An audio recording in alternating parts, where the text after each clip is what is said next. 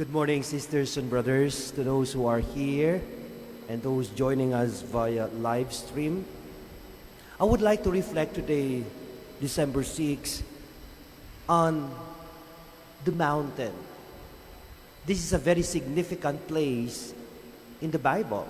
Actually, the mountain would always be a place of encounter, a place of encountering God. You know, in the Old Testament, God gave the 10 to Moses, the 10 commandments to Moses on the mountain. And mountain would always be a sacred space where people would be in communion with God. And so in the first reading, coming from the book of the prophet Isaiah, it was on the mountain that God made a promise to a people after an exile. They were hungry. And God made a promise to the prophet Isaiah. What was that promise? He said, "On that mountain, I will prepare a banquet."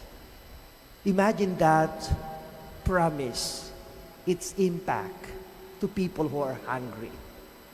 "And I will provide for all people a rich feast, a banquet, food, wine, juice, pure wine, the best of all parties." But it's not only that, because oftentimes when we experience party or banquet, there would be drama. Pag may kasalan, pag may okasyon, doon nag-aaway-away. And God made a promise. It's going to be a party on the mountain that I will dry your tears. I will remove your reproaches. It's going to be an experience of peace through and through. There is no defect. It's an experience of a deep encounter with God. Yes, on that mountain. And that promise in the first reading was fulfilled in the gospel. After Jesus was walking on the Sea of Galilee, people followed him.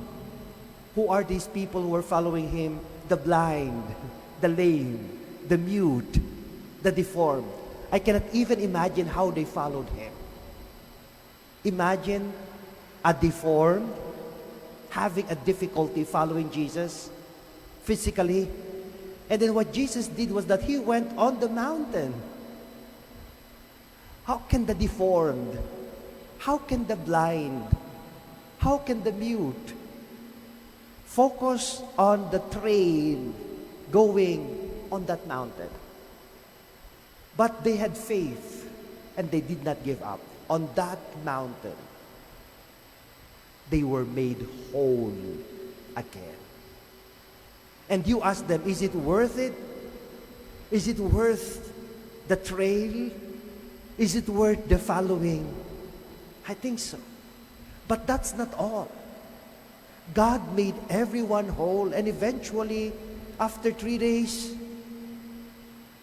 they were hungry.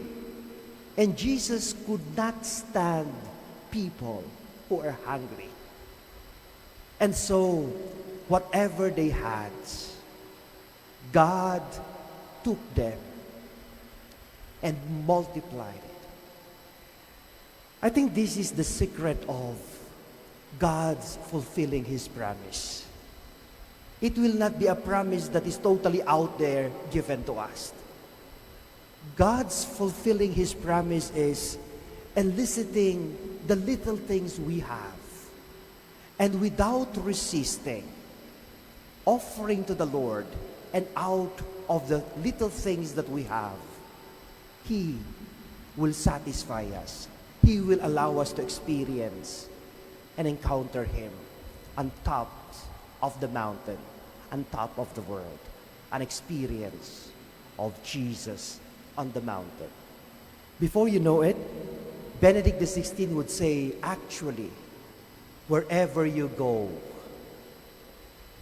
as long as you are with Jesus, Jesus becomes the mountain of God, the person of encountering Jesus.